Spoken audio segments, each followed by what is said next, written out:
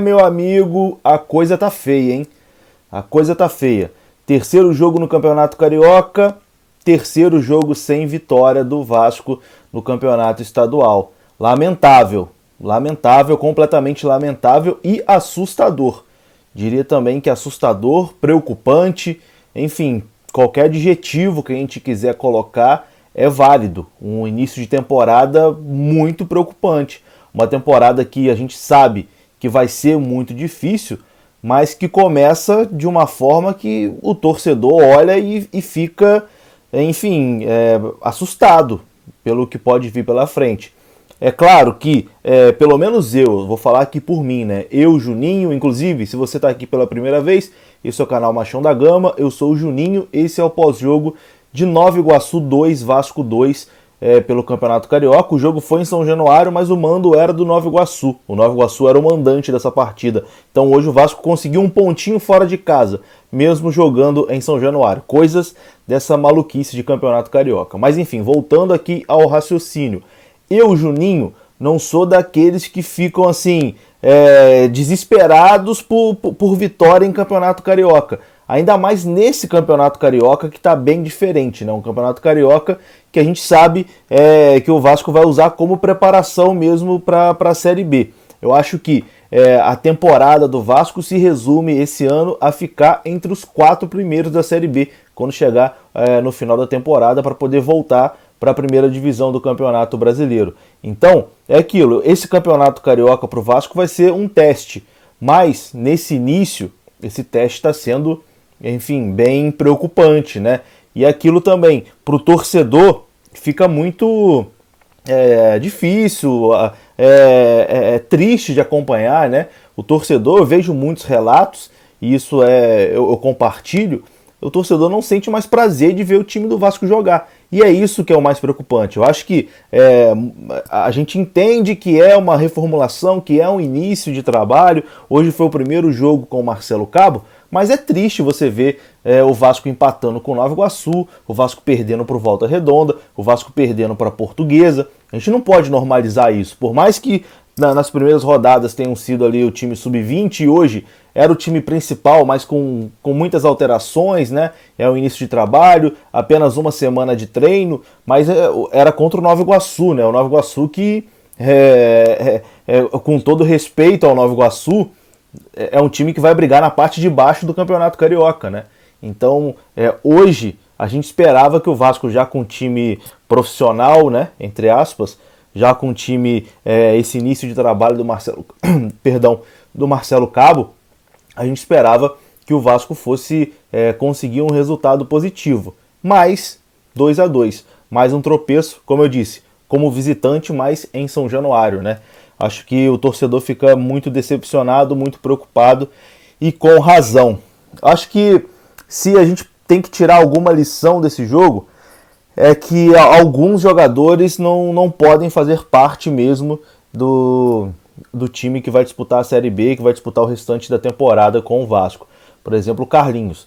É inacreditável o Vasco começar a temporada com o seu time principal e o Carlinhos ser titular do time do Vasco ainda, depois da temporada desastrosa que ele fez em 2020, né, 2020/2021. Por que o Carlinhos continua no time? Não tem explicação. Foi porque ele chorou quando caiu? Eu também chorei quando caiu. Fiquei triste, fiquei arrasado. Então me bota pra jogar, pô. Se esse é o critério, me bota pra jogar. Não dá. O Carlinhos não tem condições.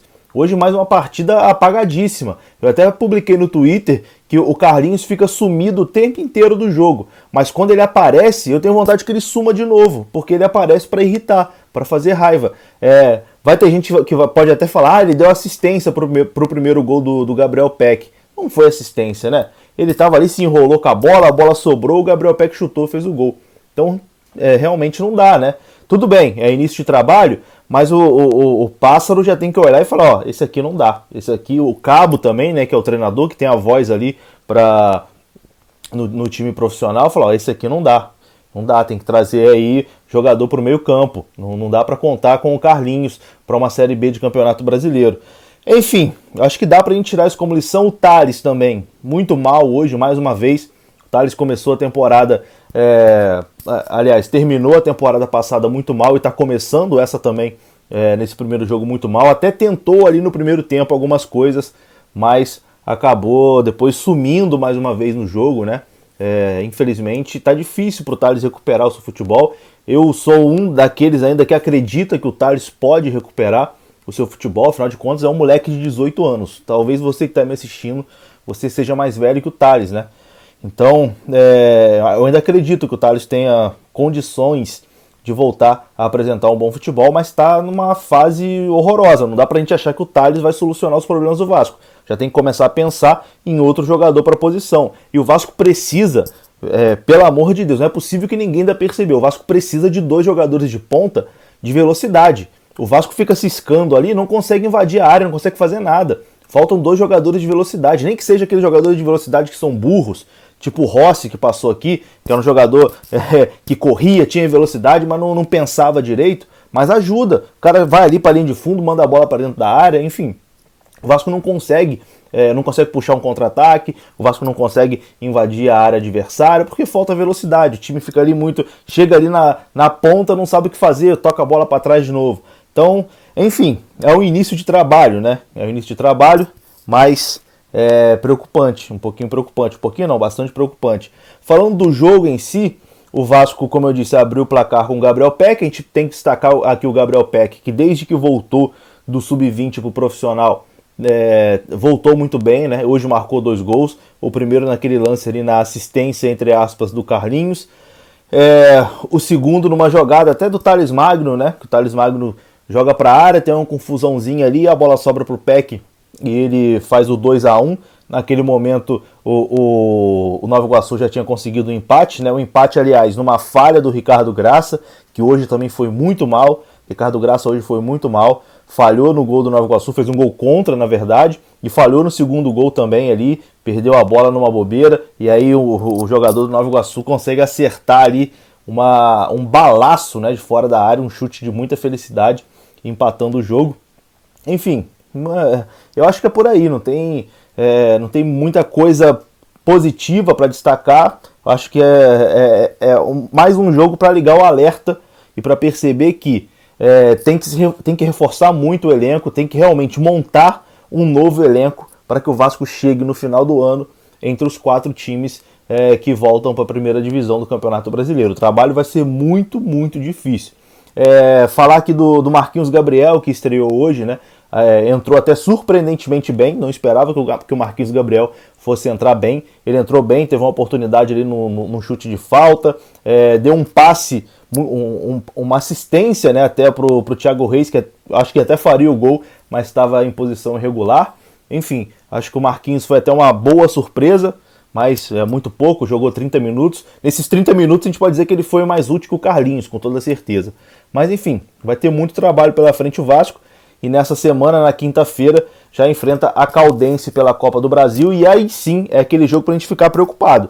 Porque se o Vasco acontece o desastre de perder para a Caldense e ser eliminado, aí, filho, é mais um desastre nesse ano.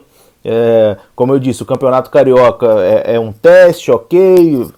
Se ganhar o Carioca, óbvio que todo mundo quer ganhar. Mas enfim, o foco principal esse ano é a Série B, é conseguir voltar, mas a Copa do Brasil tem que ir passando de fase, porque é muito dinheiro. E o Vasco nessa crise danada, se cai na primeira fase da Série B, já é mais um desastre financeiro, né?